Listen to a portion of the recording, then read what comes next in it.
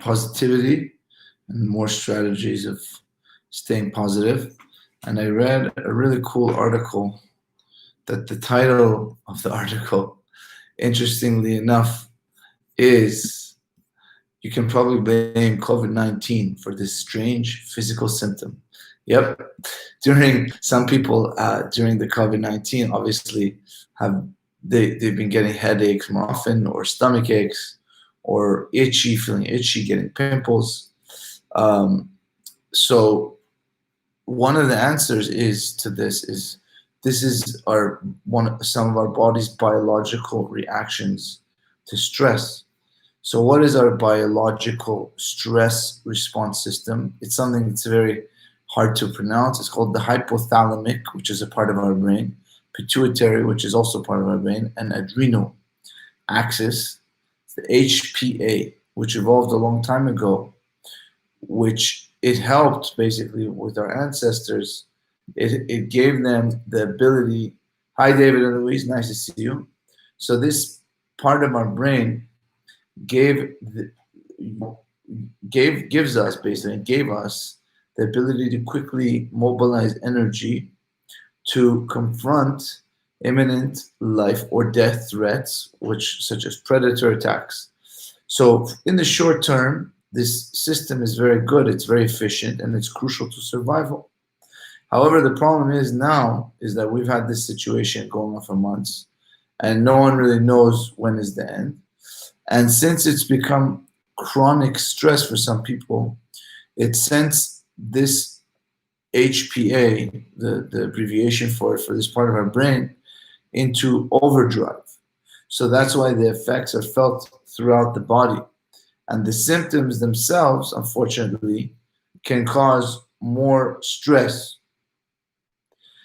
So when we can understand why our bodies are acting in these ways, it can help us develop strategies to prevent stress from really getting to us.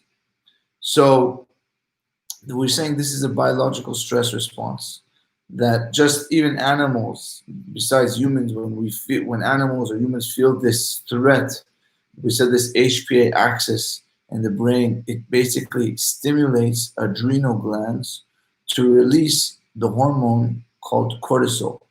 Cortisol, along with adrenaline, what they do is they pump oxygen to major muscles to enable the human or the animal to fight or escape.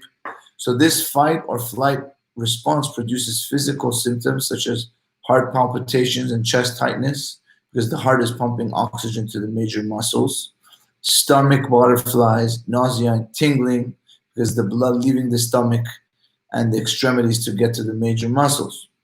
And this part of our brain also interacts with our immune system to help with the aftermath.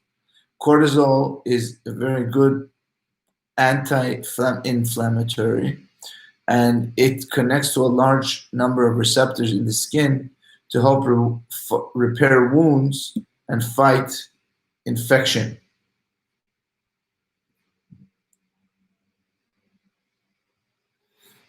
The problem is that this part of our brain doesn't know the difference between life or death threat or an attack and modern stressors that we go through nowadays. It doesn't differentiate. So it takes these things, God forbid, that we're going through now, it takes them as life and death, even though they're not necessarily life or death. They're just stressful. So in the beginning of this whole COVID-19, our body was kind of doing what it was designed to do, even though we're not in danger. The problem of this chronic stress is that it's not time limited. It's not like an attack that it's a time. This is something that's going on for a long time. And it may have been compounded for people by the social isolation, financial insecurity, the extra caretaking responsibilities.